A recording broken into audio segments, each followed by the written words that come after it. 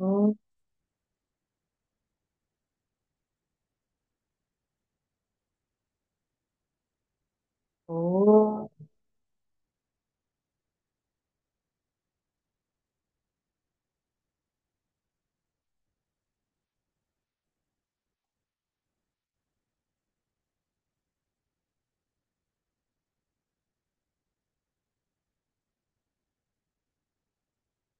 ॐ गणानां त्वा गणपतिगुं हवामहे कविं कवीनामुपमश्रवस्तमम् ज्येष्ठराजं ब्रह्मणस्पतान शृण्वन्नोतिभिः सीदसादनम्।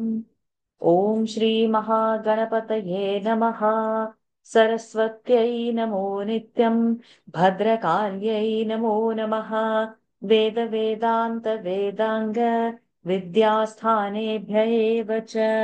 ॐ नमः प्रणवार्थाय शुद्धज्ञानैकमूर्तये निर्मलाय प्रशान्ताय दक्षिणामूर्तये नमः। नारायणं नमस्कृत्य नरं चैव नरोत्तमं देवीं सरस्वतीं व्यासं ततो जयमुदीरयेत्। पाराशर्यवचः सरोजममलं गीतार्थगन्धोत्कटम् नानाख्यानककेसरो हरिकथा सम्बोधना बोधितम्। लोके सज्जन षट्पदैरहरहः पेपीयमानं मुदा भूयात् भारत पङ्कजं कलिमदप्रध्वंसिन श्रेयसे। धर्मशास्त्रमिदं पुण्यम् अर्थशास्त्रमिदं परम् मोक्षशास्त्रमिदं प्रोक्तम् व्यासेनामितबुद्धिना। भारतं सर्वशास्त्राणाम् उत्तमं भरतर्षभ सम्प्रत्याचक्षते चेदम् तथा श्रोष्यन्ति चापरे। Pranams to the Lord. Pranams to all the Mahatmas in tonight's Mahabharata session. We are in the first parva itself in chapter 3, and we have finished the first 110 mantras of chapter 3. We are seeing this Guru Shishya's story, and we saw how one of the Shishya, how he has met with his bhakti towards his Guru, um, how he acquired the jnana.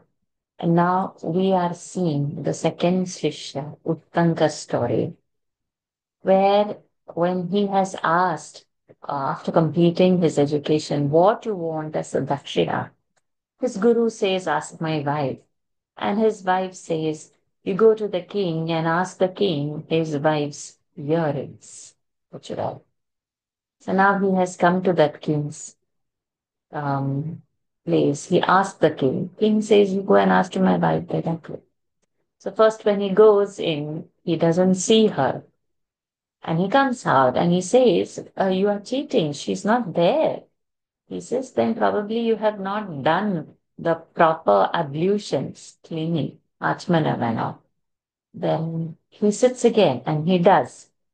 And then now he's going to go in. So now what's going to happen after that? We are going to see in today's session.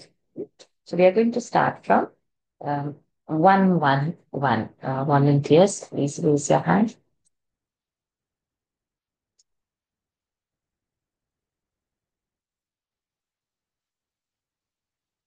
Wow. No one to volunteer today? Okay, perfect, Christian. Yes, Heidi, you want to chant one of the verses? I'll take you after Radha Yes. Christine. Yes, you can try to read it.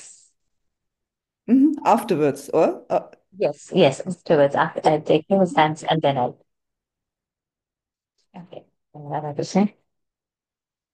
Tatastam ततस्तां Kshatriyamapashyat क्षत्रियामपश्यत् सा च सा च दृष्ट्वा दृष्ट्वा एव उत्तङ्कम् दृष्ट्वेवोत्तङ्कम् दृष्ट्वैवोक्तङ्गम् प्रत्युत्थाय प्रत्युत्थाय अभिवाद्य अभिवाद्य उवाच उवाच स्वागतं ते स्वागतन्ते भगवन् आज्ञापय भगवन् आज्ञापय किङ्करवाणीति किं करवाणि इति ततस्तां क्षत्रियामपश्यत् सा च दृष्ट्वैवोत्तङ्गम् प्रत्युत्थाय अभिवाद्य अभिवाद्यः नो विसर्ग अभिवाद्य नो विसर्ग अभिवाद्य उवाच स्वागतं ते भगवन्नाज्ञया किं करवाणि आज्ञापय सोरि भगवन्नाज्ञापय किं करवाणि इति करवाणि हम्म इति हम्म Kshatriya apashyat. He saw the queen this time. So now he has done all the oblations and gone. So now he sees the king. Seeing him, društva eva uttakam pratyuthaya. She saluted him reverentially. She got up and she then saluted and then said, Welcome, sir. Swagatam te. Bhagavan, sir. Adnyapaya. Command me. Kim karavani. What shall I do for you? Iti. ततस्तां क्षत्रियाम् अपश्यत् सा च दृष्ट्वा एव उत्तङ्कम् प्रत्युत्थाय अभिवाद्य उवाच स्वागतं ते भगवन् आज्ञापय किङ्करवाणीति स तामुवाच एते तताम स तामुवाच तं स ततमां सोरि स सतामु तामुवाच तत्तामुवाच एते कुण्डले एते कुण्डले कुर्वर्थम् गुर्वर्थम् मे भिक्षिते मे भिक्षिते दातुम् अर्हसि इति दातुम् अर्हसि इति सा प्रीता सा प्रीता तेन तस्य सद्भावेन तेन तस्य सद्भावेन पात्रम् पात्रम् अयम् अयम् अनतिक्रमणीयः अनतिक्रमणीयः च इति च इति मत्वा मत्वा ते कुण्डले ते कुण्डले अवमुच्यास्मै अवमुच्यास्मै प्रायच्छत् प्रायच्छत् आह आह तक्षकः नागराजः तक्षकः नागराजः सुभृशम् सुभृशम् प्रार्थयति प्रार्थयति अप्रमत्तः अप्रमत्तः नेतुम् अर्हसि इति नेतुम् अर्हसि इति सतामुवाच एते कुण्डले गुर्वर्थं मे भिक्षिते दातुम् अर्हसि इति सा प्रीता तेन तस्य सद्भावेन पात्रम् अयम् अयम् अनधिक्रमणि यः अन- sorry, अनतिक्रमणीयः अनधिक्रमणीयः चेति शेति or एति चेति चेति चेति चेति मत्वा ते कुण्डले अवमुच्यास्मै प्रायच्च आह तक्षकः नागराजः सुभृशं प्रार्थयत्यप्रमत्तः प्रार्थयति प्रमत्तः प्रार्थयति प्रमत्तः नेदुं अप्रमत्तः प्रार्थयति प्रार्थयति अप्रमत्तः नेतुम् अर्हसि इति Hmm. Uttanka said to her, Tam Saha. Saha is he. Tam is to her. Uvacha said, You should give me your earrings.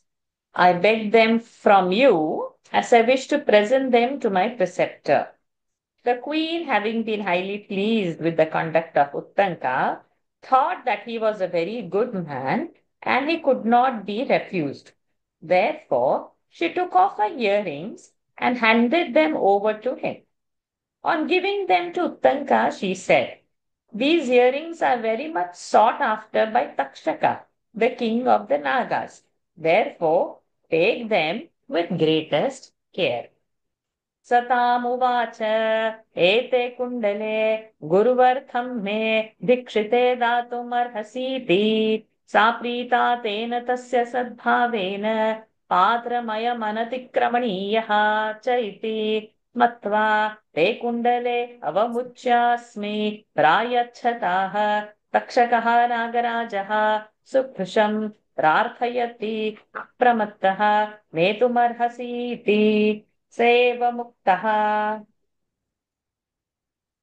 स एव मुक्तः तां क्षत्रियां तां क्षत्रियाम् प्रत्युवाच प्रत्युवाच भगवती भगवती सुनिर्वृता भव सुनिर्वृता भव न मां शक्तः न मां शक्तः तक्षकः नागराजः तक्षकः नागराजः हर्षयितुम् इति हर्षयितुम् इति स एव मुक्तः तां क्षत्रियां प्रत्युवाच भगवती सुनिर्व्रता भव न मां शक्तः तक्षकः नागराजः कर्षयितुम् इति Uttanka, being thus told, replied to Queen, Madam, you need not be under any apprehension. Takshaka, the king of Nagas, cannot overcome me.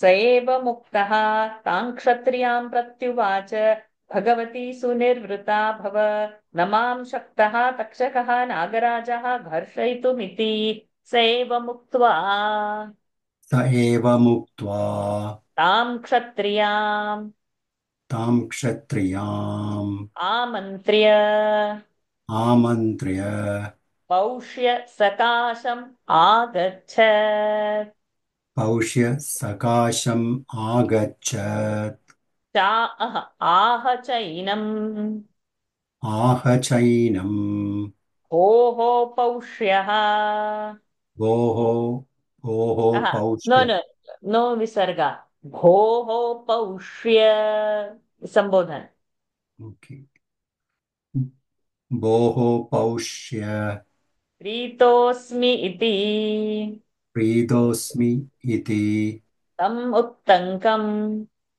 तं तमुत्तङ्गम् पौष्यः प्रत्युवाच पौष्यः प्रत्युवाच स एव मुक्त्वा तां क्षत्रियाम् आमन्त्र्य पौष्यः सकाशमागच्छत् आह चैनम् भोः पौष्य प्रीतोऽस्मीति तमुत्तङ्गम् प्रोष्यः पौष्यः पौष्यः प्रत्युवाच Having said this, he took leave of the queen and went back to the king, whom he addressed thus, Paushya, I am much pleased. Paushya replied, स एव मुक्त्वा तां क्षत्रियाम् आमन्त्र्य पौष्यसकाशमागच्छत् आह चैनं भोः पौष्य प्रीतोऽस्मीति तमुत्तङ्कम् पौष्यः प्रत्युवाच भगवन् भगवन्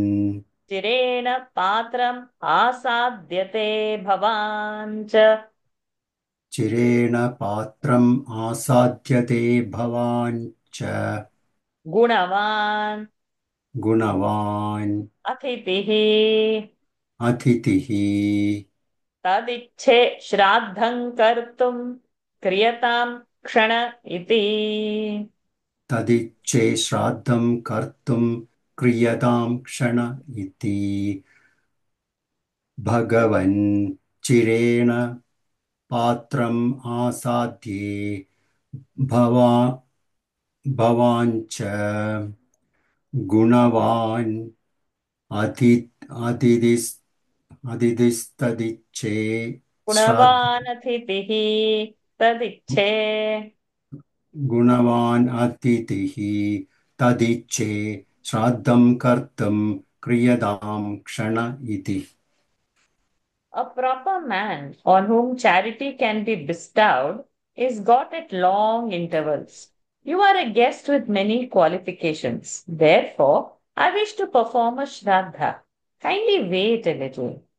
भगवन् चिरेण पात्रमासाद्यते भवान् च गुणवान् अतिथिः तदिच्छे श्राद्धं कर्तुम् क्रियतां क्षण इति तमुत्तङ्कः प्रत्युवाच समुत्तङ्गः प्रत्युवाच कृतक्षण एवास्मि शीघ्रम् इच्छामि कृतक्षण एवास्मि शीघ्रम् इच्छामि यथोपपन्नम् उपस्कृतम् यतोपपन्नम् उपस्कृतम् भवतेति भवते इति स तथेत्युक्त्वा स तदेत्युक्त्वा यथोपपन्नेन यथोपपन्नेन आनेनैनं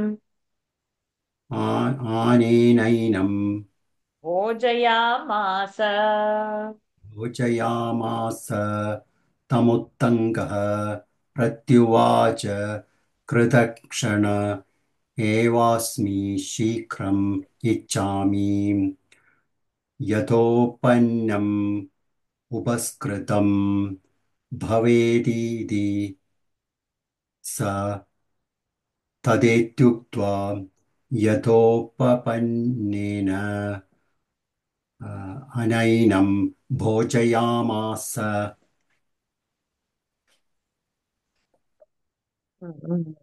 यथोपपन्नेन आनेनैनं like that.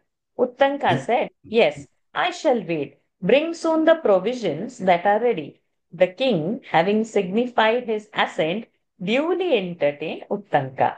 Tamuttanka pratyuvacha कृतक्षण एवास्मि शीघ्रमिच्छामि यथोपपन्नम् उपस्कृतं भवतेति स तथेत्युक्त्वा यथोपपन्नेन आनेनैनं भोजयामास. Okay, we'll do one more with you and then I'll call you back. Okay, the type you wanted to do. अथोत्तङ्कः अथोत्तङ्कः सकेशम् सखेशम् शीतमन्नं दृष्ट्वा शीतमन्नं दृष्ट्वा अशुच्येतत् इति मत्वा अशुच्छेद इति मत्वा तं पौष्यमुवाच सम्पौष्यमुवाच यस्मान् यस्मान् मे मे अशुच्यन्नं ददासि अशुच्छिन्नं ददासि तस्मात् तस्मात् अन्धो भविष्यसि इति अन्धो भविष्यसि इति अथोतङ्कः सखेशं शीतमन्नं दृष्ट्वा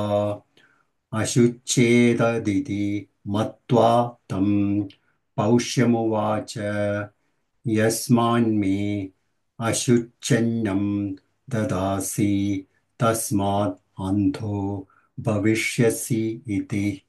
Andhaha bhavishyasi iti. Uttanka, seeing that the food that was brought before him was cold and had hair in it, considered it unclean and said to Paushya, "You give me food that is not clean. Therefore, you will lose your sight." अथोत्तङ्कः स केशम् शीतमन्नम् दृष्ट्वा अशुच्येतत् इति मत्वा तम् पौष्यमुवाच यस्मान्मे अशुच्यन्नम् ददासि तस्मात् अन्धः भविष्यसि इति. Okay. I'll call you again, Radha Krishna ji, in a bit. I'll take hi to you. Okay, I try my best. Yes, you try one, two verses. If you're comfortable, then you continue. You just let me know. And you would get it, I think. Don't worry. Tam paushyaha Sampaushyaha pratyuvacha Pratyuvacha yasmat Yasmat tvam Tvam api Api adushtam annam. Adushta Annam Adushtam annam. Adushtan Annam Hmm. Adushtan Annam Dushayasi Dushyay Dushyayasi tasmat Tasmat tvam Tvam अनपत्यो अनपत्यः Anyapatyaha अनपत्यः Anapatyaha अपत्या is children. अनपत्यः without children. भविष्यसि इति Bhavishyasi iti तमुत्तङ्कः Damutangaha प्रत्युवाच.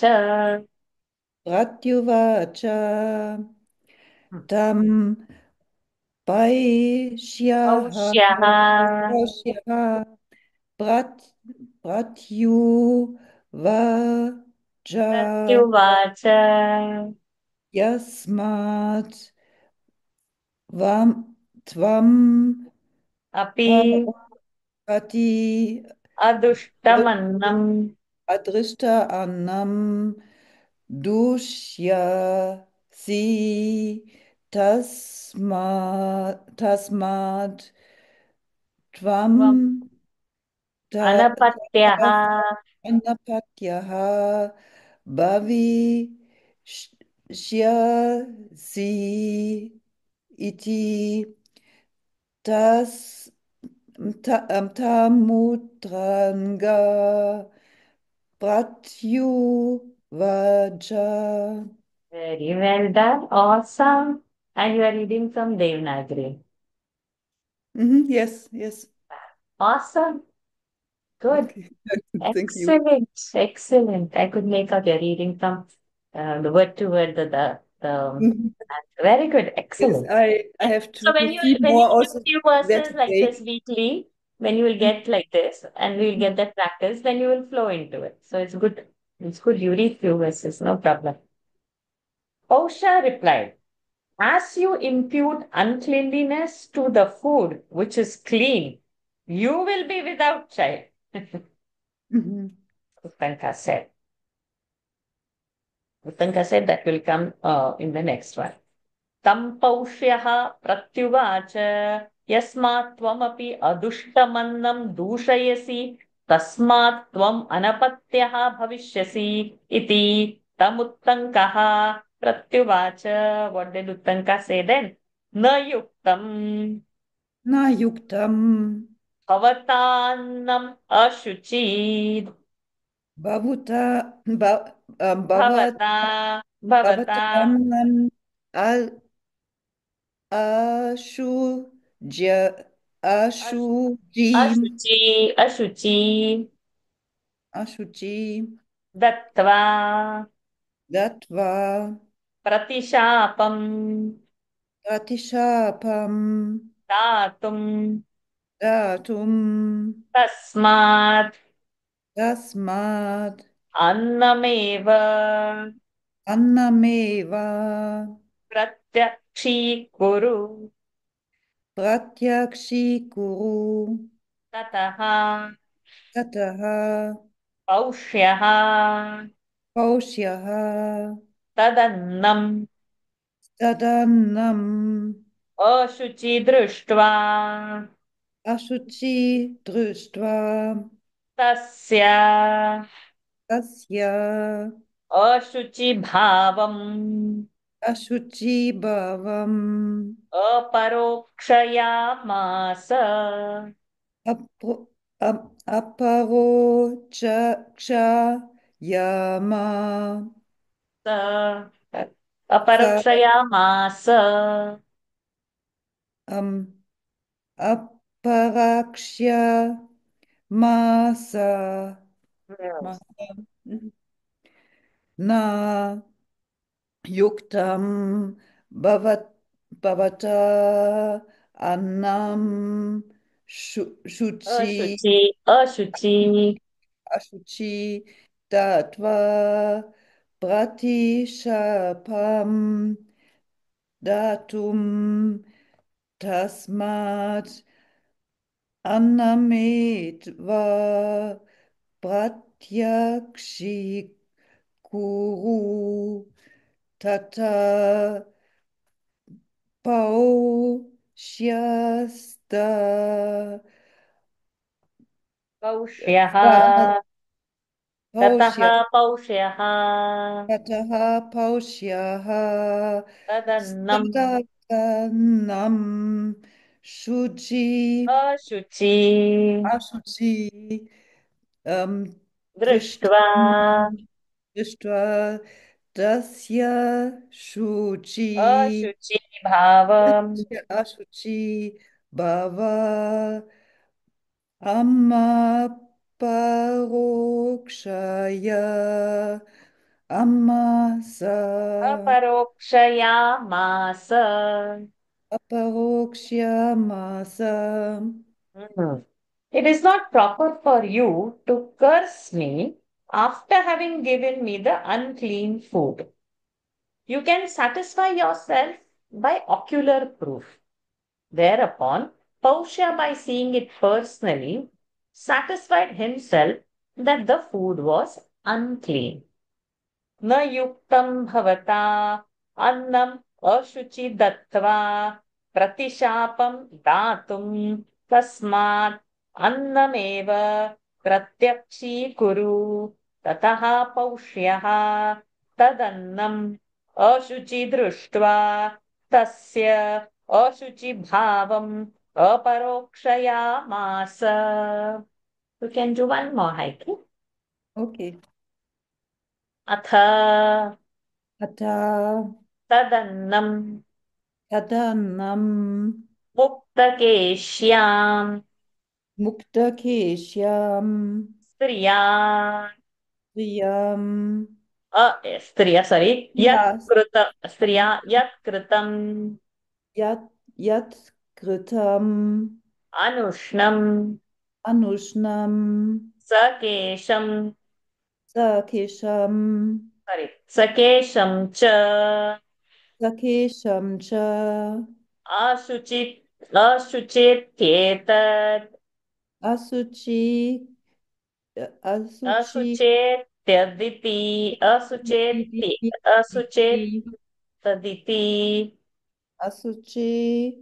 tatiti अशुचि एतत् इति मत्वा matva तं ऋषिम् उत्तङ्कम् tam rushim uttangam प्रसादयामास.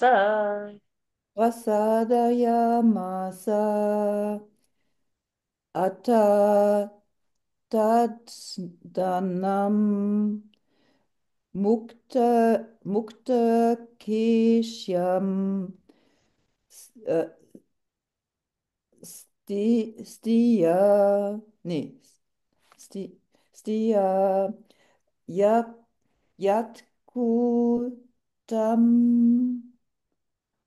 anu nam अन्नं यत्कृतम् nam अनुष्णम् No, not Annam. Anushnam. Ah, yes. Anushnam. Anushnam. Sakesham Sakesham. cha. Ah, yeah, this was the chart to this. Sakesham cha. Ashu. Ashi. Chi. Ti. Etad. Ashuchi. Etad. Iti. Asuchi. Ita. Iti. Matva. Tamu. Shi. Mutangam. Prasad, Prasada Yama Sa. Good. Good, Heidi. Well done. Thank So you. This is probably every class you do like this, 2 or 3 verses, then it will yes. come. Till it Thank you for close, the we'll pen. do it. Good. And for you to get to Devanagari reading, excellent, excellent. Thank you. Okay, so now what happens? Having seen that the food was really unclean, cold, and mixed with hair, because it was prepared by a woman whose hair was not braided, Pushya began to pacify the Rishi Uttanka, saying, and that will come in the next verse, Atatadannam muktakeshyam striya yatkrutam anushnam sakesham cha ashuchi etaditi matva tam Rishim Uttankam Prasadayamasa. Good. Lakshmi. Number 121. Bhagavan etad भगवन् एतद् ajnanat अज्ञानात् annam अन्नं sakesham upahritam तेषम् उपाहृतं शीtam शीतं tatksamaye क्षामये bhavantam भवन्तं na bhaveyam andaha iti न भवेयम् अन्धः इति तमुत्तङ्कः प्रत्युवाच समुत्तङ्कः प्रत्युवाच भगवन् एतद् अज्ञानात् अन्नं सकेशम् उपाहृतं शीतं तत्क्षामये भवन्तं न भवेयम् अन्धः इति तमुत्तङ्कः प्रत्युवाच Sir, the food placed before you is cold and has really hair in it, having been prepared without sufficient care. Therefore, I pray, kindly pardon me. Let me not become blind. Uttanka replied further, Bhagavan etad ajnanat annam sakesham upahutam sheetam takshamaye bhavantam na bhaveyam andhaha iti tamuttankaha pratyuvacha na mrusha bravimi. न मृषा ब्रवीमि भूत्वा भूत्वा त्वमन्धः मन्थः न चिरात् अनन्धः न चिराद् अनन्धः भविष्यसि इति स्यसि इति ममापि शापः मापि शापः भवता दत्तः तथा दत्तः न भवेत् इति वेद् इति न मृषा ब्रवीमि भूत्वा त्वम् अन्धः न चिराद् अन्धः भविष्यसि इति ममापि शापः भवता दत्तः न भवेदिति what I may say must happen. Having become blind, you may, however, regain your sight soon. Grant also that your curse on me may not take effect. न मृषा ब्रवीमि भूत्वा तमन्धः न चिरादन्धः न चिरात् अन्नन्धः भविष्यसि इति ममापि शापः भवता दत्तः न भवेदिति तं पौष्यः प्रत्युवाच पौष्यः प्रत्युवाच न चाहं शक्तः न चाहं शक्तः शापं प्रत्यादातुम् शापं प्रत्यादातुं न हि मे मन्युः न हि मे मन्युः अद्यापि अद्यापि उपशमं उपशमं गच्छति गच्छति किं च एतत् किं च एतत् भवता न ज्ञायते तथा। ता न ज्ञायते तथा तं पौष्यः प्रत्युवाच न चाहं शक्तः शापं प्रत्यादातुं न हि मे मन्युः अद्यापि उपशमं गच्छति किं चेतत् भवता न ज्ञायते तथा Hmm. Pausha said, I'm not capable of revoking my curse. My anger is not appeased even now, but you do not know it. Tam paushah pratyuvacha na chaham shaktah shapam pratyadatum nahi me manyuhu adyapi upashamam gacchati kimcha etad bhavata natnyayate tatha navanitam नवनीतम् हृदयं ब्राह्मणस्य हृदयं ब्राह्मणस्य वाचिक्षुरः आचिक्षुरः निशितः तीक्ष्णधारः निशितः तीक्ष्णधारः तत् उभयम् एतत् विपरीतम् तत् उभयम् एतत् विपरीतम् क्षत्रियस्य क्षत्रियस्य वाङ् नवनीतम् आज्ञवनीतम् हृदयं तीक्ष्णधारम् इति अयं तीक्ष्णधारम् इति नवनीतं हृदयं ब्राह्मणस्य वाचिक्षुरः निशितः तीक्ष्णधारः तद् उभयमेतद् विपरीतं क्षत्रियस्य वाङ्नवनीतं हृदयं तीक्ष्णधारम् इति Brahmana's heart is as soft as butter, even though his words are like sharp razors. But contrary is the case with Kshatriyas. His words are soft as butter, but his heart is like a sharp instrument. नवनीतं हृदयं ब्राह्मणस्य वाचिक्षुरः निशितः तीक्ष्णधारः तदुभयमेतद्विपरीतं क्षत्रियस्य वाङ्नवनीतं हृदयं तीक्ष्णधारम् इति तदेवं गते देवं गते न शक्तः अहम् न शक्तः अहम् तीक्ष्णहृदयत्वात् तीक्ष्णहृदयत्वात् तं शापम् तं शापम् अन्यथा कर्तुं गम्यताम् इति कर्तुं गम्यताम् इति तमुत्तङ्कः प्रत्युवाच मुत्तङ्कः प्रत्युवाच भवता भवता अहम् अहम् अन्नस्य अन्नस्य शुचिभावम् शुचिभावम् आलक्ष्य लक्ष्य प्रत्यनुनीतः प्राक् च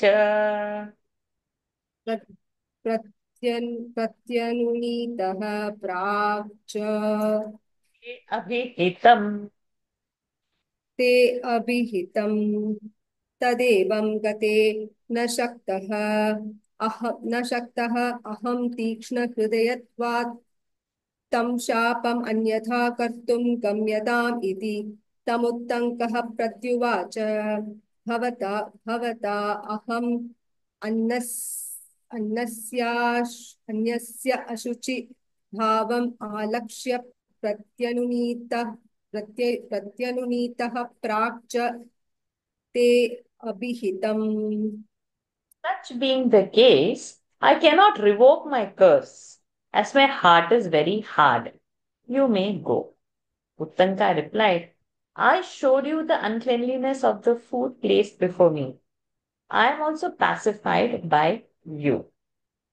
तदेवं न शक्तो अहं तीक्ष्णहृदयत्वात् तं शापमन्यथा कर्तुं गम्यताम् इति तमुत्तङ्कः प्रत्युवाच भवता अहमन्नस्य अशुचिभावमालक्ष्य प्रत्यनूनीतः प्राक् च ते अभिहितं तस्मा यस्मात् अदुष्टमन्नं यस्मात् अदुष्टमन्नं पूषयसि उषयसि तस्मात् तस्मात् अनपत्यः भविष्यसि इति अनपत्यः भविष्यसि इति दुष्टे चान्ये दुष्टे चान्ये नैष मम शापः भविष्यसि भविष्यति इति नैष मम शापः भविष्यति इति यस्मात् अदुष्टमन्नं दूषयसि तस्मात् अनपत्यः भविष्यसि इति दुष्टे दुष्टे चान्ये नैष मम शापः भविष्यति इति Besides, you said that I should be without issue because I falsely imputed uncleanliness to the food. The food being really unclean, your curse cannot take effect. I'm sure of it. यस्मात् अदुष्टमन्नं दूषयसि तस्मात् अनपत्यः भविष्यसि इति दुष्टे चान्ये न एषः मम शापः भविष्यति इति साधयामः साधयामः तावत् इति उक्त्वा इति उक्त्वा प्रातिष्ठत् प्रातिष्ठत् सारी प्रातिष्ठत प्रातिष्ठत तङ्कः उत्तङ्कः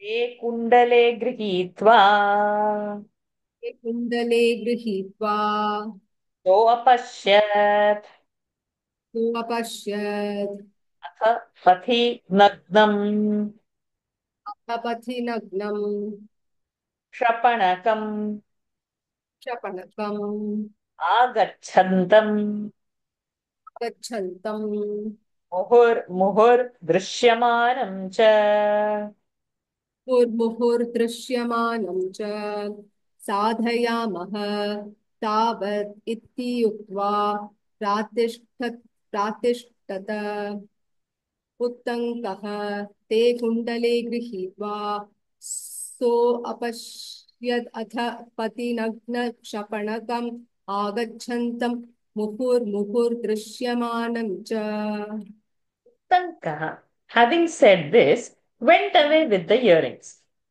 On his way, he saw a naked beggar coming towards him. He was sometimes coming in view and sometimes disappearing. साधयामः तावत् इति उक्त्वा प्रतिष्ठतः उत्तङ्कः ते कुण्डले गृहीत्वा सः अपश्यत् अथ पथि नग्नं क्षपणकम् आगच्छन्तं मुहुर्मुहुर्दृश्यमानं च अथ उत्तङ्कः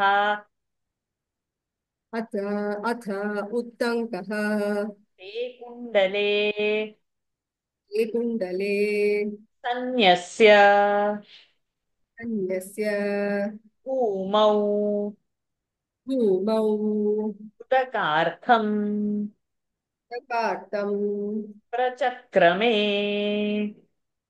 प्रचक्रमे एतस्मिन्नन्तरे तस्मिन्नन्तरे क्षपणकः क्षपणकः वरमाण उपसृत्य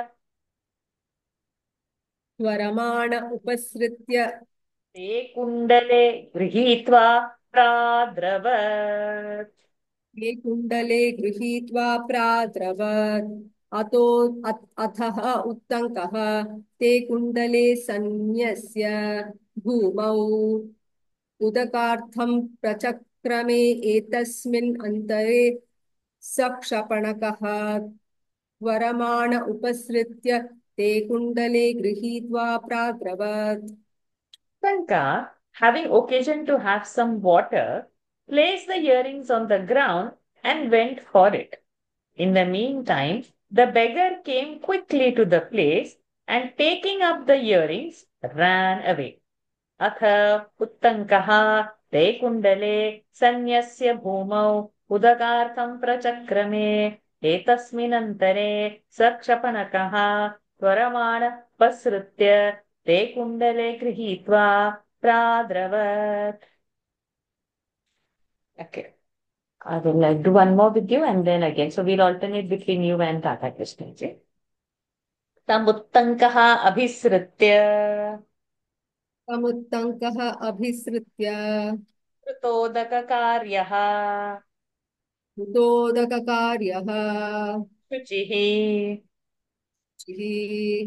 प्रयतो नमो देवेभ्यः गुरुभ्यश्च कृत्वा प्रयतो नमो देवेभ्यः गुरुभ्यश्च कृत्वा हता जवेन तम् अन्वयात्. ताजवेन तम् अन्वयात् तमुत्तङ्कः अभिसृत्य कृतोदककार्यः शुचिः प्रयतो नमो देवेभ्यः गुरुभ्यश्च कृत्वा महताजवेन तम् अन्वयात् So now what happens? Having completed his ablutions and purified himself, and having bowed down to the divinities and spiritual masters, he ran after the thief as fast as possible. Mahata Javena, as fast as possible. Anvayat, behind him. तस्तम् उत्तङ्कः अभिसृत्य कृतोदककार्यः शुचिः प्रयतोः नमो देवेभ्यो गुरुभ्यश्च कृत्वा महताजवेन तम् अन्वयात्. राधा कृष्ण जी.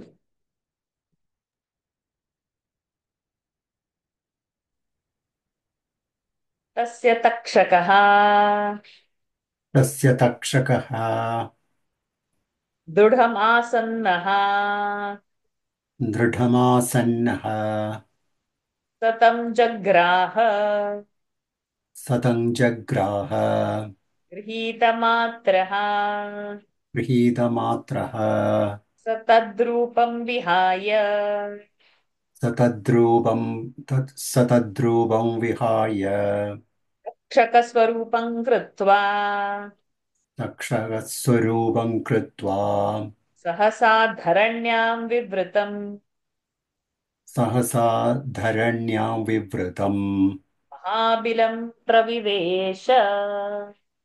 महाबिलं प्रविवेश तस्य तक्षकः दृढमासन्नः सतं जग्राह गृहीतमात्रः स तद्रूपं विहाय तक्षकस्वरूपं कृत्वा सहसा धरण्यां विवृतं महाबिलं प्रविवेश Having overtaken him, he seized him with all his might.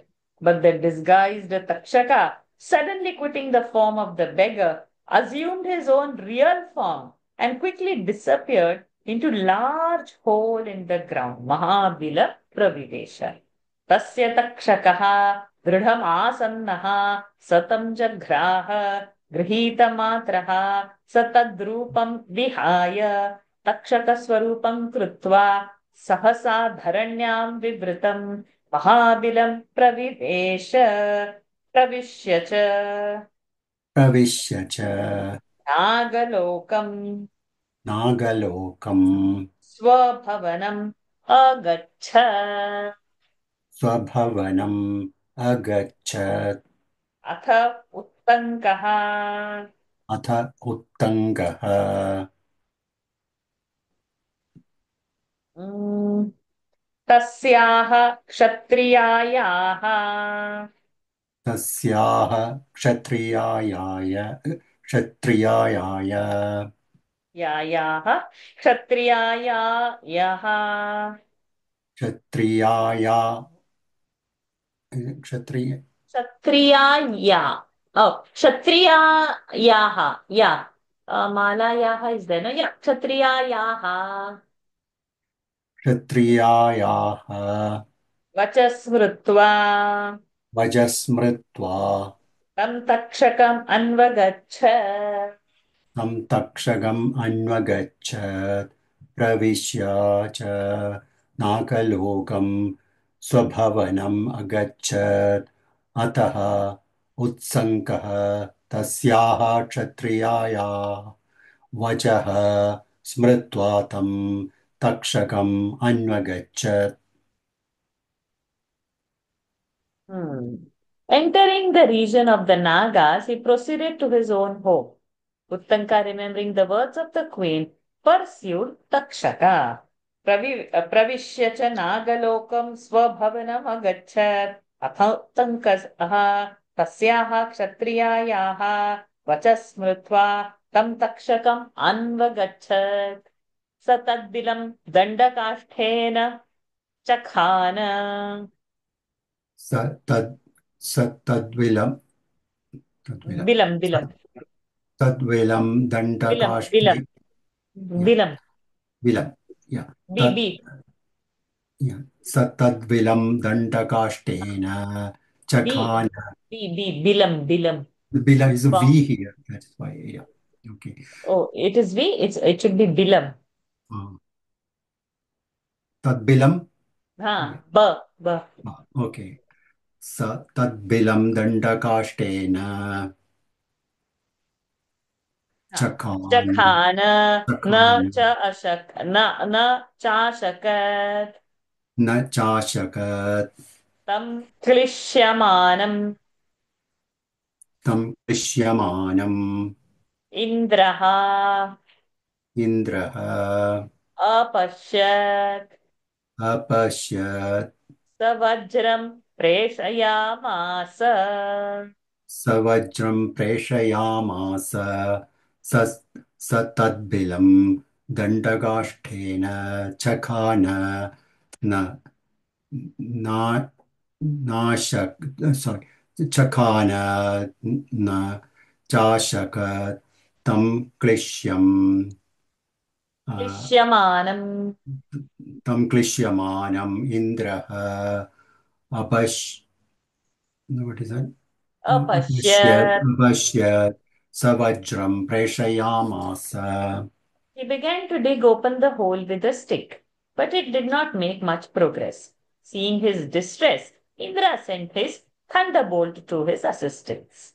Satadbilam dandakashthena chakhana na chashakat tam klishyamanam indraha pashyat savajram preshayamasa gachhasya brahmanasya sahayam kurushu iti.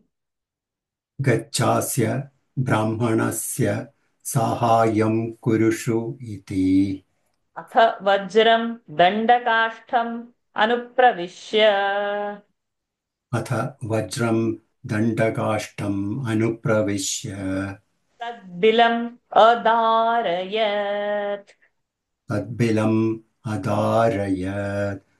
गच्छास्य ब्राह्मणस्य साहाय्यं कुरुषु इति. अथ वज्रं दण्डकाष्ठम् अनुप्रविश्य तद्बिलम् अदारयत्. Saying, go and help that Brahmana. The thunderbolt, entering into the stick, enlarged the hole. Gachhasya Brahmanasya sahayam kurushu iti. अथ वज्रं दण्डकाष्ठम् अनुप्रविश्य तद्बिलम् अदारयत् तम् उत्तङ्कः तम् उत्तङ्कः अनुविवेश अनुविवेश तेनैव villain प्रविश्य च तेनैव बिलेन प्रविश्य च तं नागलोकम् तं नागलोकम् अपर्यन्तम् अपर्यन्तम् अनेकाविध त्रासाद हर्म्य वलभिः वलभि वलभि. Oh, we'll do slowly. Okay. नागलोकमपर्यन्तं न अनेकाविध अनेकाविध प्रासादहर्म्य प्रासादहर्म्य वलभी वलभी निर्यूह शत नि- संकुलम् निर्यूह शतसङ्कुलम् उच्चावच क्रीडहा उच्चावच स्थान उच्चावच क्रीडश्चर्यस्थान चर्यस्थान अवकीर्णम् अपश्यत् अवकीर्णम् अपश्यत् हम्म, तम् उत्तङ्कः अनुविवेश तेनैव बिलेन प्रविश्य च तं नागलोकम् पर्यन्तम् अनेकविध हर्म्य वलभिः निर्यूहशतसङ्कुलम् उच्चाव उच्चावचक्रिश्चर्यस्थान क्रीडश्चर्यस्थान उच्चा उच्चावचक्रीडश्चर्यस्थान वगीर्णमपश्य अवकीर्ण अवकीर्णम् अपश्यत् Hmm. Uttanka entered into the hole, and thus entering it, he saw the land of the Nagas with hundreds, Shatasankula, hundreds of prasada, all that, palaces, then Harmya, elegant mansions, Vallabhihi with turrets and domes and gateways with wonderful arenas for various Krida Charya for various games and entertainment. तमुत्तङ्कः अनुविवेश तेनैव villain प्रविश्य च तं नागलोकमपर्यन्तम् अनेकाविध प्रासादहर्म्यवलभी निर्यूह शतसङ्कुलम् उच्चावच क्रीडश्चर्यस्थानम् अवकीर्णमपश्यत् स तत्र नागान् स तत्र नागान् तान् तान् अस्तुवदेभिः श्लोकैः अस्तु वे अस्- अस्तुवत् अस्तु एभिः श्लोकैः अस्तुवत् एभिः श्लोकैः यैरा यैरावत राजानः यैरावतराजानः सर्पासमिति शोभनाः सर्पाः समिति शोभनाः चरन्तैव जीमूताः शरन्द इव जीमूदाः सविद्युत्पवनेरिताः स सविद्युत्पवनेरिताः स तत्र नागान् तान् स्तुवदेभिः श्लोकैः य ऐरावतराजानः सर्पाः समिति शोभनाः क्षरन्द इव जीमूताः सविद्युत्पवनेरिताः To please the Nagas, he uttered the following shlokas.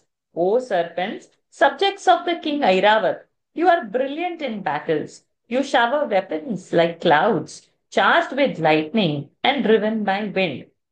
स तत्र नागान् तान् अस्तुवत् एभिः श्लोकैः यैरावत राजानः सर्पाः समिति शोभनाः क्षरन्तैव जीमूताः सविद्युत्पवनेरिताः सुरूपा बहुरूपाश्च सुरूपा बहुरूपाश्च तथा कल्माषकुण्डलाः तथा कल्माषकुण्डलाः आदित्यवन्नाकपृष्ठे आदित्यवन्नाकृपृष्टे नाकपृष्ठे आदि आदित्यवन्नागपृष्ठे रेजुर्रैरावतोद्भवाः रेजुरैरावदोद्भवाः विदुफ्यु स्वरूप बहूनि नागवेश्मानि बहु बहूनि नागवेश्मानि गङ्गायास्तीर उत्तरे गङ्गायास्तीर उत्तरे तत्र स्थानपि संस्तौमि तत्र स्थानपि संस्तौमि महतः पन्नगानहम् महतः पन्नगानहम् इच्छेत्कोर् इच्छेत्कोर्कांशु सेनायाम् इच्छेत्कोकांशुसेनायाम् चतुर्मैरावतं विना चतुर्मैरावतं सारी चर्तुम् ऐरावतं विना चर्तुम् मैरावतं विना शतान्यशितिरष्टौ च शतान्यशीतिरष्टौ च सहस्राणि च विंशतिः सहस्राणि च विंशतिः सर्पाणां प्रगृहायन्ते सर्पाणाम् प्रगृहायन्ति धृतराष्ट्रो यदैजति धृतराष्ट्रो यदैजति ये चैनम् उपसर्पन्ति ये चैनम् उपसर्पन्ति ये च दूरपथं गताः ये च दूरपथं गताः अहमैरावतज्येष्ठभ्रातृभ्यो करवन्नमः अहमैरावदज्येष्ठभ्रातृभ्यो करवं नमः यस्य वासः कुरुक्षेत्रे यस्य वासः कुरुक्षेत्रे खाण्डवे चाभवत् पुरा खाण्डवे चाभवत् पुरा तं नागराजमस्तौषम् तं नागराजमस्तौषम् कुण्डलार्थाय तक्षकम् कुण्डलार्थाय तक्षकम् तक्षकश्चाश्वसेनश्च तक्षकाश्चास्व तक्षकश् तक्षकाश्च तक्षकान् तक्षकश् तक्षकश्चाश्वसेनश्च नित्यं सहचरावुभौ नित्यं सहचरावुभौ कुरुक्षेत्रं च वसताम् कुरुक्षेत्रं च वसताम् नदीमिक्षुत नदीमिक्षुमतीमनु नदीमिक्षुमदीमनु Jaghan, I think we'll do so much, otherwise it's too much. From 136.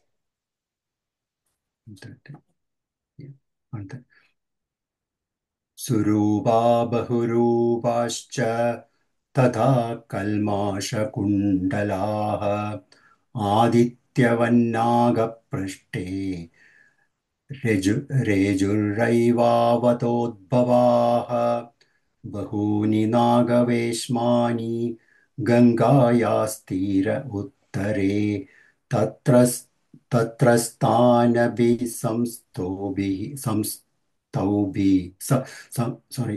तत्र संस्तौमि महतः पन्नगानहम् कांशुसेनायां चर्तुमैरावतं विना शादान्यशीतिरष्टौ च सहस्राणि च विंशति सर्पाणां प्रग्रहा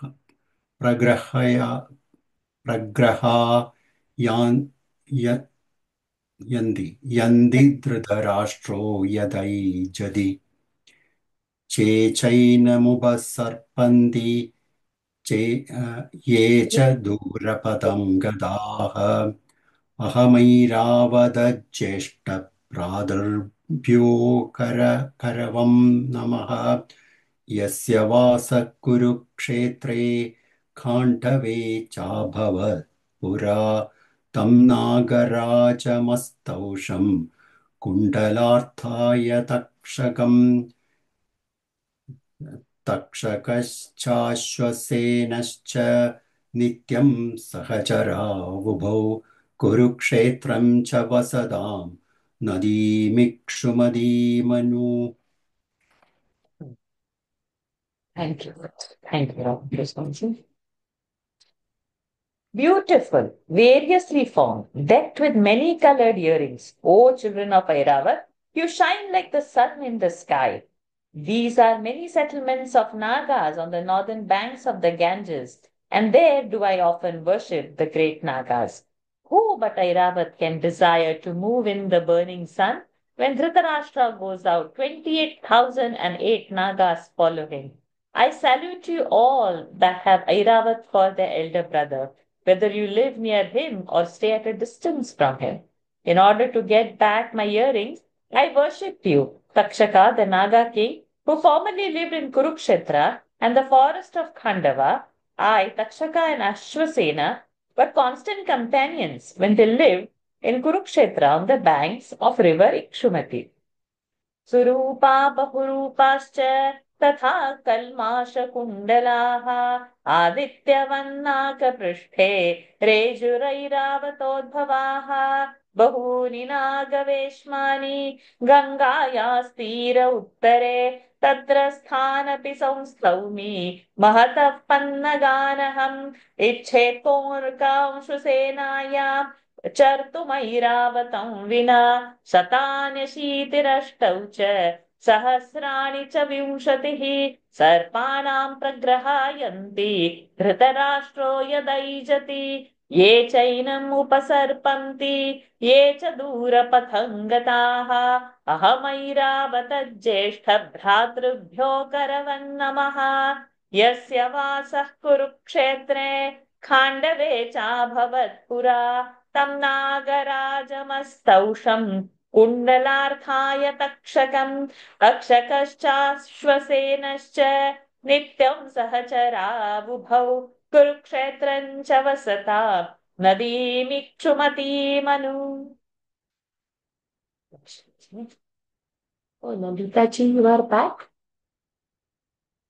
You finished your shower and all from the breakfast? Came back.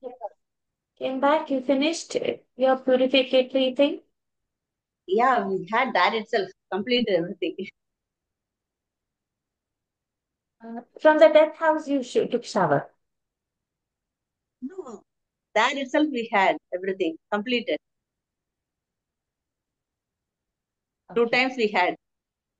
Okay. Come over then. From 142. Jaghanyajastакshakascha Jaghanyajastакshakascha Srutaseneti yasutaha. Srutaseneti yasutaha. Can we have more light? Everything is dark. I don't see your face only.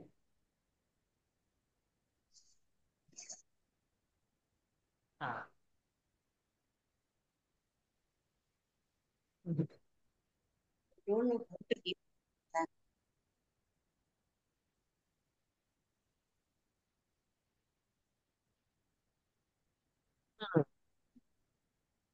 I'm keeping it opposite. Sorry. Okay. Avasadyo mahadyumni Avasadyo mahadyumni प्रार्थयन्नाम मुख्यताम् प्रार्थयन्नाम मुख्यताम् करवाणि सदा चाहम् करवाणि सदा चाहम् नमस्तस्मै महात्मने नमस्तस्मै महात्मने एवं स्तुत्वा स विप्रर्षिः एवं स्तुत्वा विप्रर्षिः स is there एवं स्तुत्वा स विप्रर्षिः एवं स्तुत्वा स विप्रर्षिः उत्तङ्को भुजगोत्तमान् उत्तङ्को भुजगोत्तम sorry उत्तङ्को भुजगोत्तमान् नैव ते कुण्डले लेभे नैव ते कुण्डले लेभे ततश्चिन्तामुपागमत्। ततश्चिन्तामुपागमत् हम्म, झगन्यजस्तक्ष झगन्यजस्तक्षकश्च श्रु- श्रुत श्रुतसेनेति यः सुतः अवसद्यो महद्युम्नि प्रार्थयन्नाम मुख्यताम् करवाणि सदा चाहम् नमस्तस्मै महात्मने एवं स्तुत्वा स बिभ्रषिः उत्तङ्को भुजगोत्तमा नैव ते कुण्डले लेभे ततश्चिन्तामुपागमत् I also worship Takshaka's younger brother, Shrutasena, who dwelt at the holy place called Mahadyumna with the intention of becoming one of the chiefs of the Nagas. After having thus praised the chief Nagas, the Brahmana Rishi Uttanka did not get his earrings and he became very thoughtful. जघन्यजस्तक्षकश्च श्रुतसेनेति यः सुतः अवसद्यो महद्युम्ने प्रार्थयन्नाम मुख्यता करवाणि सदा चाहम् नमस्तस्मै महात्मने एवं स्तुत्वा स विप्रर्षिः उत्तङ्को भुजगोत्तमा नैव ते कुण्डले लेभे ततश्चिन्तामुपागमत् एवं स्तुवन्नपि नागान्यदा एवं स्तुतवन्नपि नागान्यदा ते कुण्डले नालभत्तदा ते कुण्डले नालपद्धदा अप नालभत्तदा अपश्यत् स्त्रियौ तन्त्रे अपश्य स्त्रिययौ तन्त्रे स्त्रिययौ न स्त्रियौ अपश्य स्त्रियौ तन्त्रे not the shloka to it. Adhiropya suve me patam vayantyau अधिरोपे सुवे मे पटं वयन्त्यौ तस्मिन् तन्त्रे कृष्णाः तस्मिंस्तन्त्रे कृष्णाः सिताश्च सिताश्च तन्तवश्चक्रम् तन्तवश्चक्रम् चापश्यत् चापश्यत् द्वादशारम् द्वादशारम् षड्भिः कुमारैः षड्भिः कुमारैः परिवर्त्यमानम् परिवर्त्यमानम् पुरुषम् पुरुषम् च अपश्यदश्वम् च दर्शनीयम् च अपश्य च अपश्य दश्वान् च दर्शनीयम् सतान् सर्वान् सतान् सर्वान् तुष्टावः तुष्टावः एभिर्मन्त्रवदेव श्लोकैः येभिर्मन्त्रवदेव श्लोकैः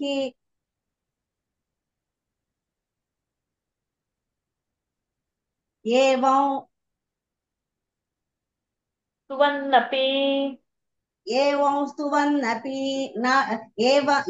स्तुवन्नपि नागान्यदा ते कुण्डले नालपत्ताः अपश्य स्त्रियौ तन्त्रे अधिरोप्य सुमेव पटं वयन्त्यौ तस्मिंस्तन्त्रे कृष्णाः सिताश्च तन्तवश्चक्रम् चापश्यत् द्वादशारं षड्भिः कुमारैः परिवर्त्यमानं पुरुषं चापश्यदश्वा sorry चापश्यदश्वां च दर्शनीयम् सतान् सतां सतां सवान् सतान् सर्वान् सतान् सर्वान् स्तुष्टाव येभिर्मन्त्रवद् ओके सतान् सर्वान् दुष्टावः येभिर्मन्त्रवदेव श्लोकैः.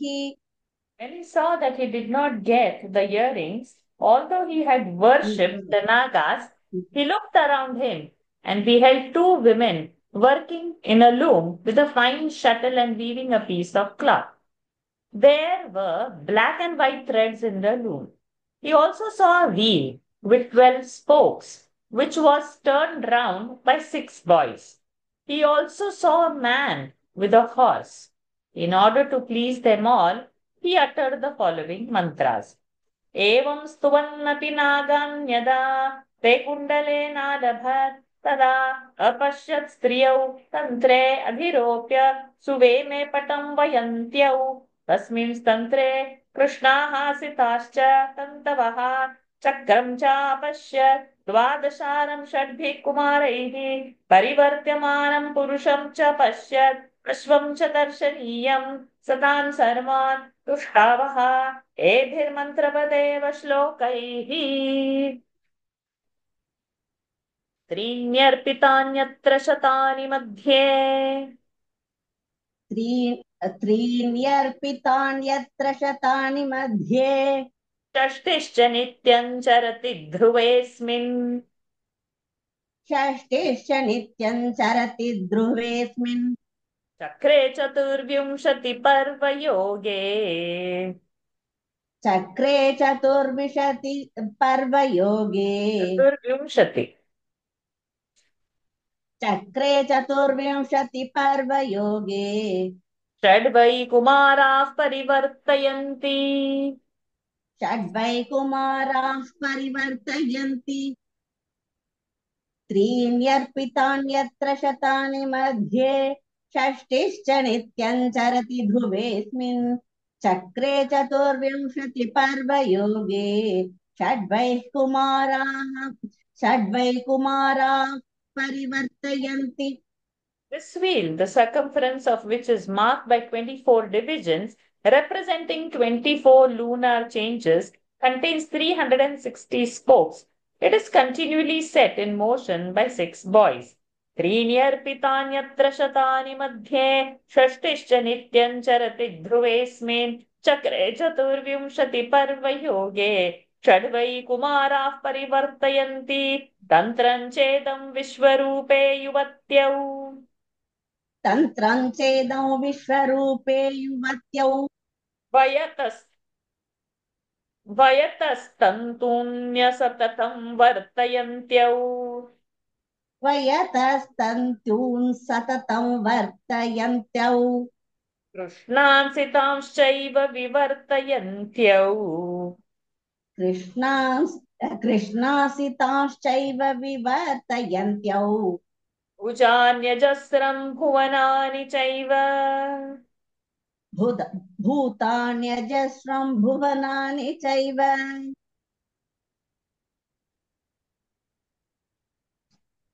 तन्त्रं चेदं विश्वरूपे युवत्यौ वयतस्तन्तून्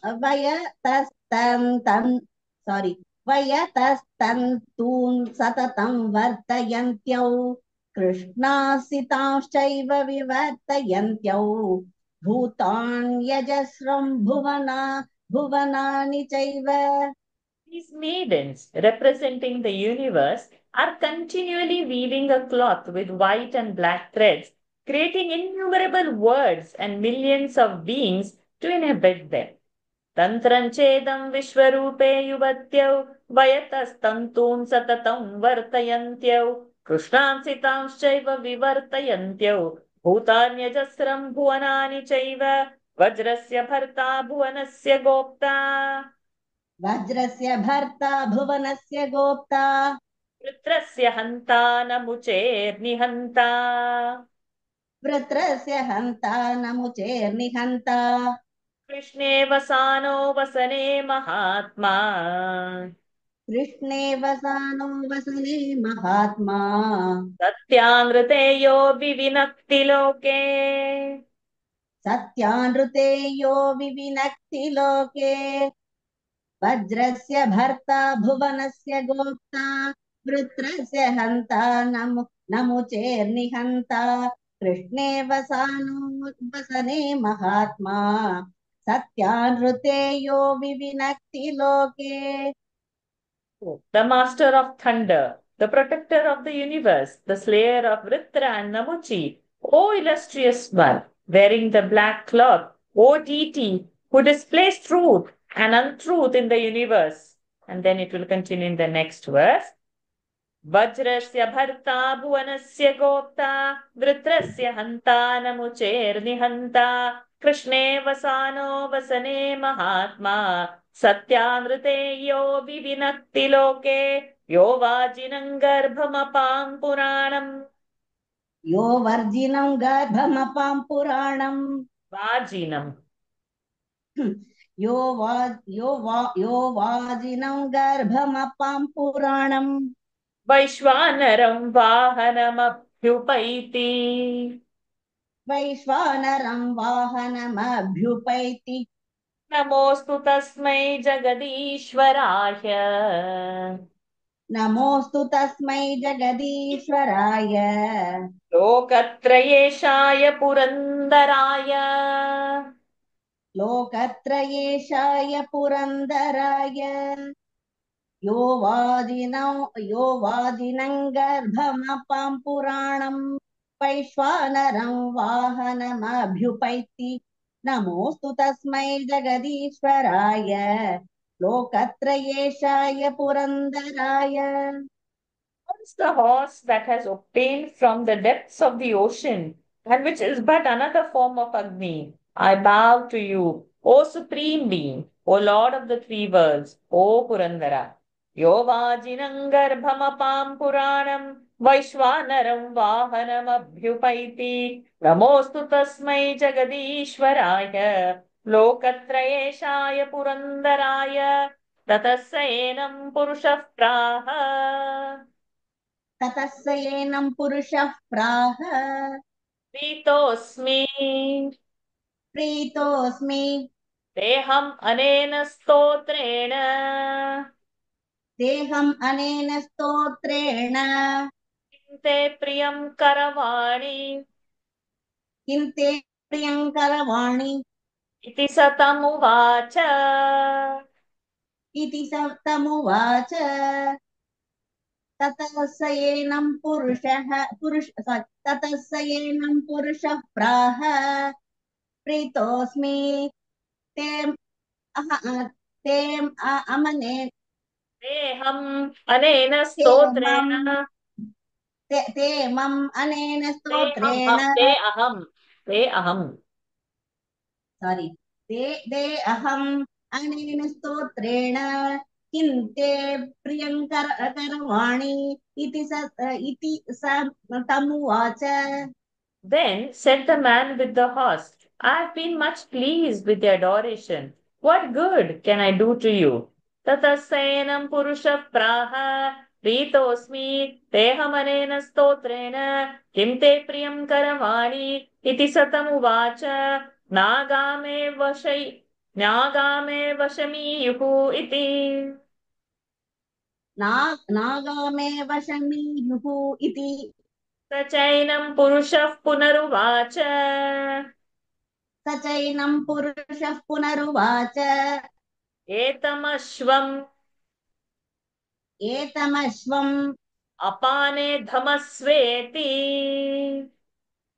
अपाने धमस्वेति नागामे वशमेयुः वशमीयुः इति नागामे वशमीयुः इति स चैनं पुरुषः पुनरुवाच एतमश्वम् अपाने धमस्वेति. Uttanka replied, let the Nagas be brought under my path. The man then said, blow into this horse. नागामे वशमीयुः इति स चैनं पुरुषः पुनरुवाच एतमश्वम् अपाने धमस्वेति ततः अश्वस्य अश्वस्य पानम् अपानम् अधमत् अधमत् ततः ततः अश्वात् अश्वात् गम्यमानात् दम्यमानात् सर्वस्रोतोभ्यः सर्वस्त्रोतोभ्यः आवकार्चिषः पावकाचिषः धूमानिष्पेतुः स धूमा निष्पेतुः ततः अश्वस्याम् अपानम् अधमत् अधमम् ततः अधमत् अधमत् अधमत् अधमत् ततः अश्वा अश्वात् अश्वात् अश्वात् अश्वात् अश्वात् दम्यमान मानात् दम्यमानात् दम्यमानात् सर्वस्त्रोतोभ्यः पावकार्चिषः स धूमनिष्पेतुः. Okay. Thank you, Lalita. Tataha, sorry, thereupon Uttanka blew into the horse, and thousands of flames and fires with smoke issued forth from every aperture of the horse thus blown into. Tataha Ashvasya Apanamadhamat Tataha Ashvat Dhamyamanat Sarvasrotobhyaha Pavakarchishaha Sadhumanishpetuhu. Lakshmi ji.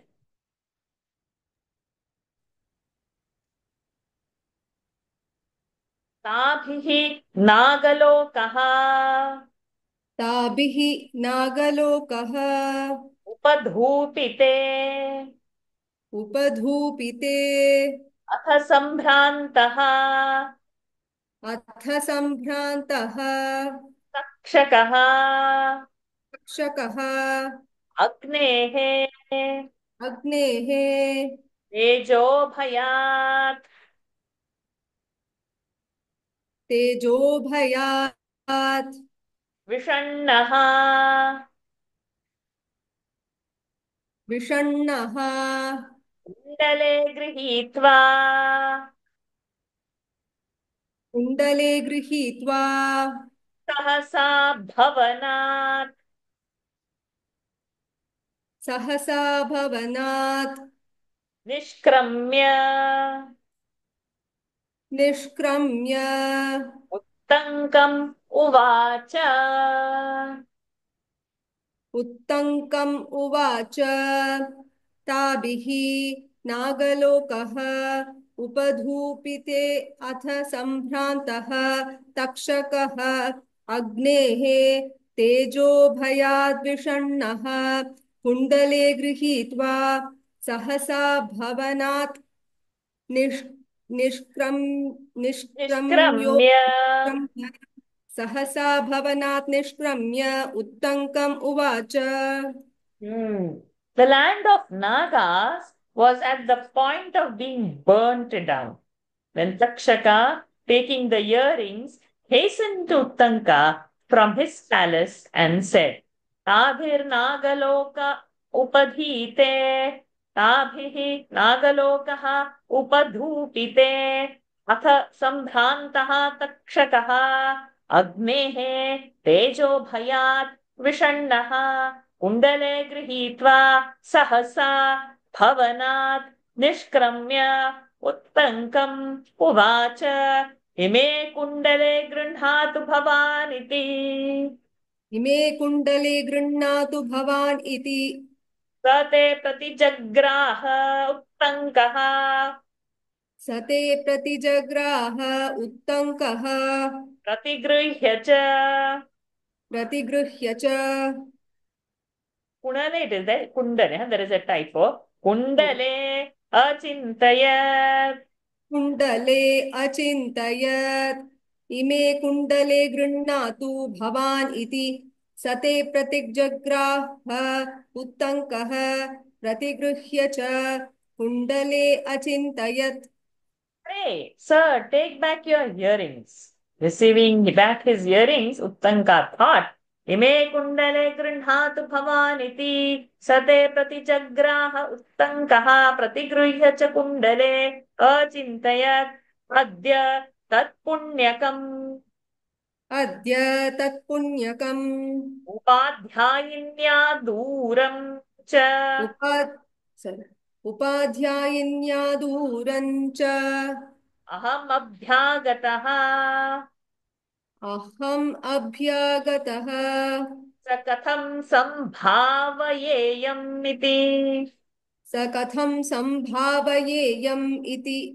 तत एनं चिन्तयानमेव तत एनं चिन्तयानमेव स पुरुष उवाच स पुरुष उवाच अद्य तत्पुण्यकम् उपाध्यायिन्या दूरं च अहम् अभ्यागतः स कथं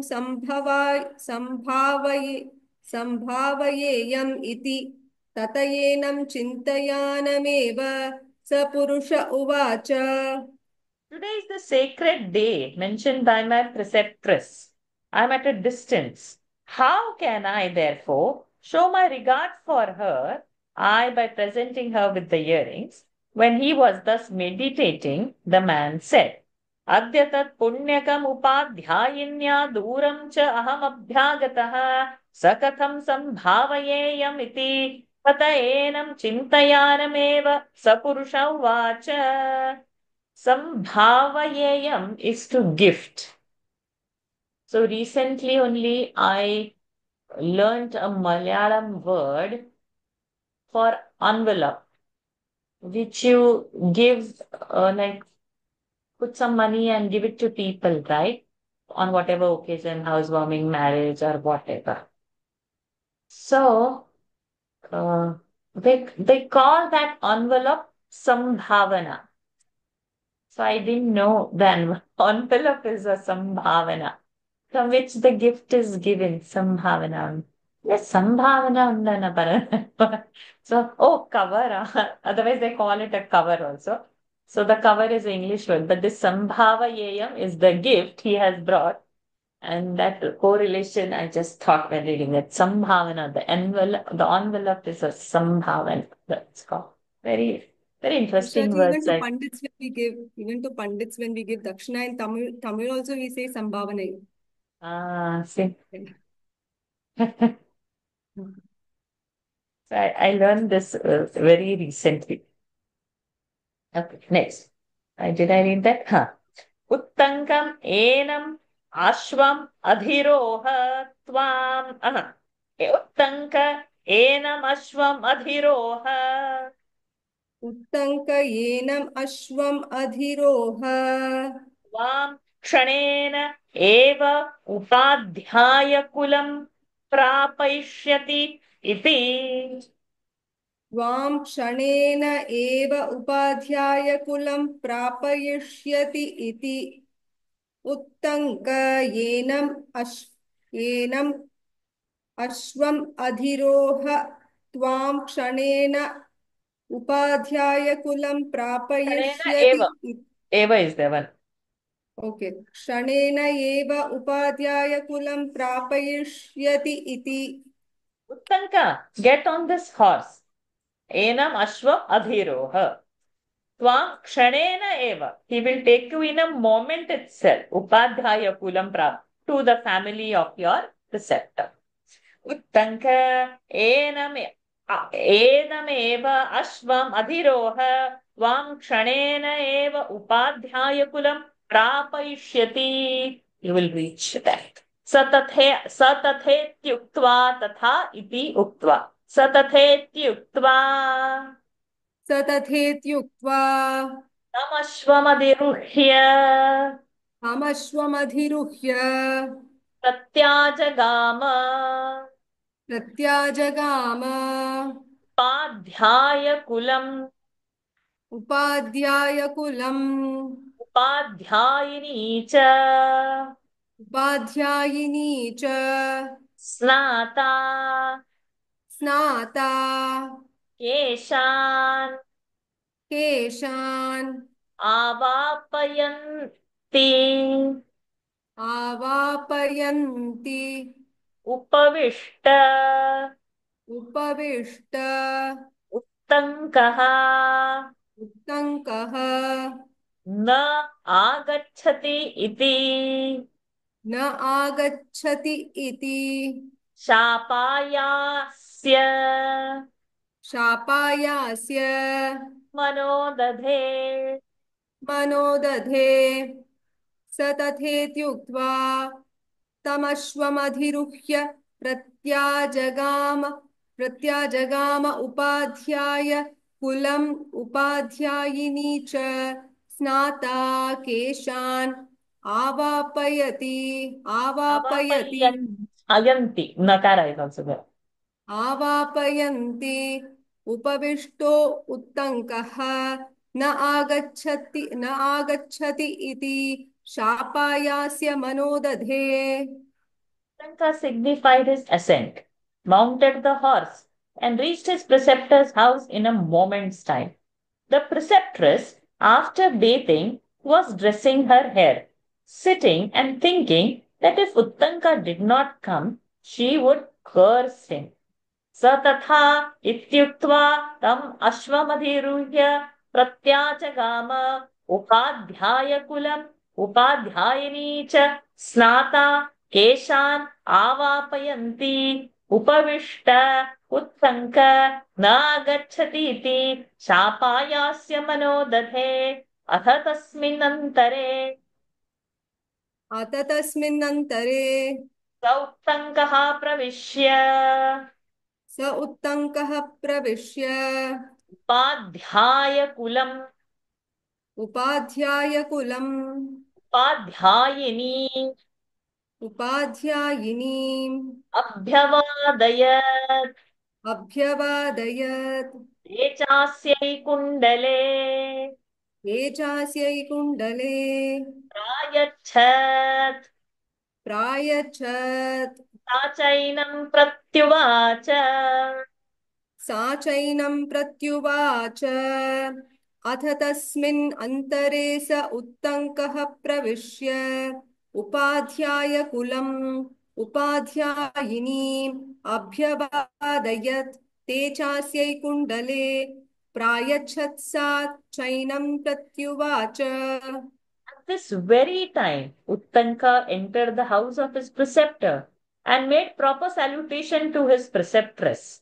When he presented her with the earrings, she said, अथ तस्मिन्नन्तरे स उत्तङ्कः प्रविश्य उपाध्यायकुलम् उपाध्यायिनीमभ्यवादयत् ते चास्यै कुण्डले प्रायच्छत् सा चैनं प्रत्युवाच उत्तङ्क देशे काले अभ्यागतः उत्तङ्कदेशे काले अभ्यागतः स्वागतं ते वत्स वागतन्ते वत्स त्वम् अनागसि त्वम् अनागसि मया न शप्तः मया न शप्तः श्रेयः तवोपस्थितम् श्रेयः तवोपस्थितम् सिद्धिम् आप्नुहि इति सिद्धिम् आप्नुहि इति उत्तङ्कदेशे काले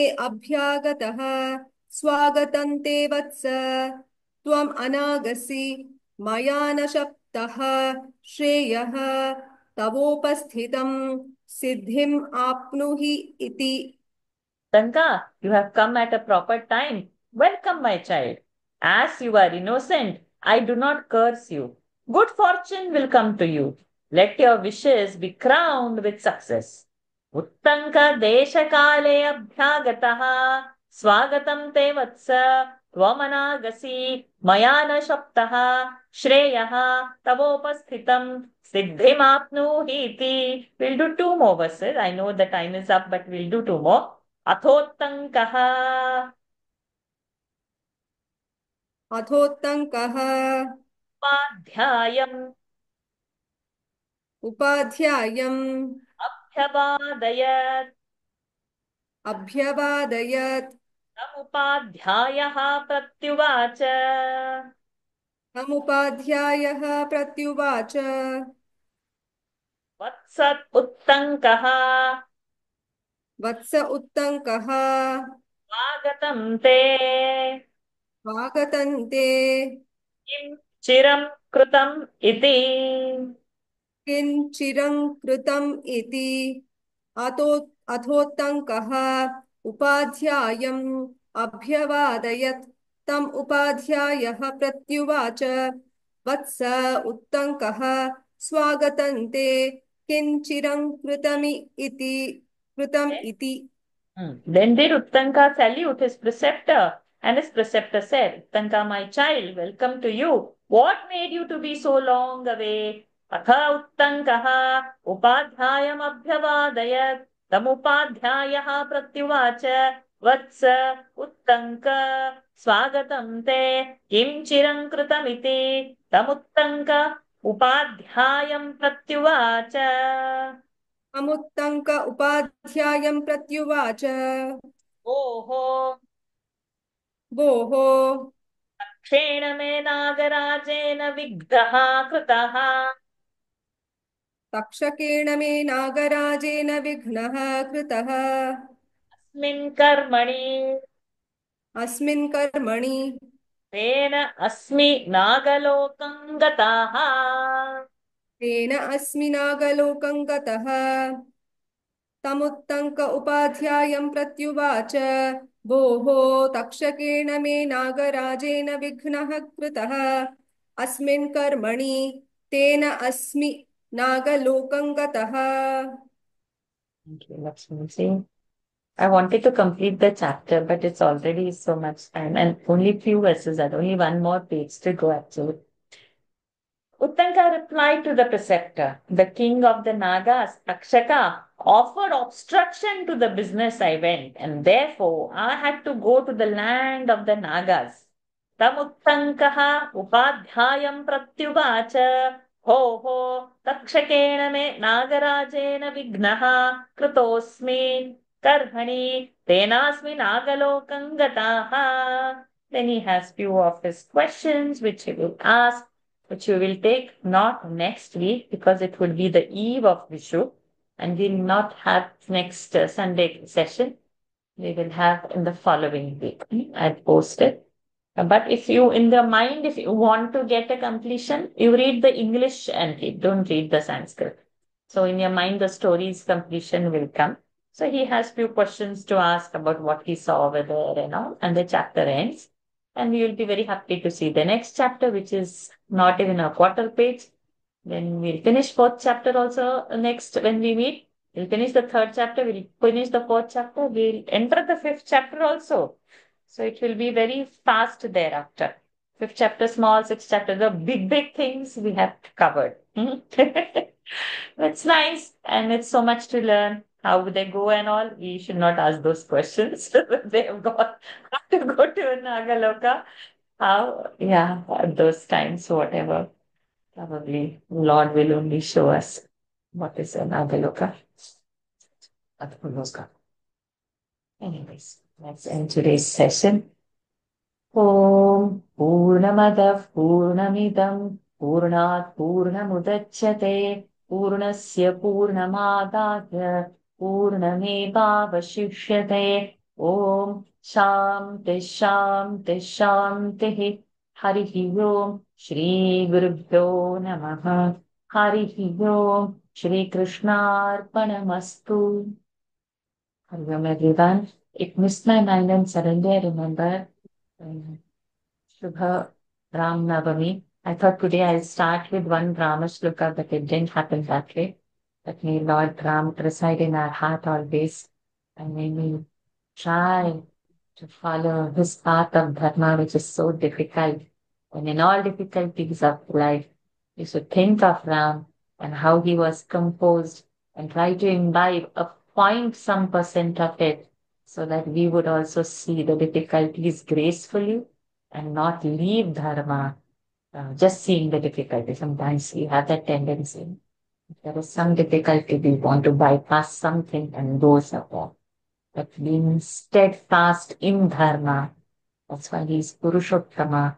He came as a human being, did not use any of his divine powers, lived life like a human, and showed us. So maybe he be our ideal to follow and to act on.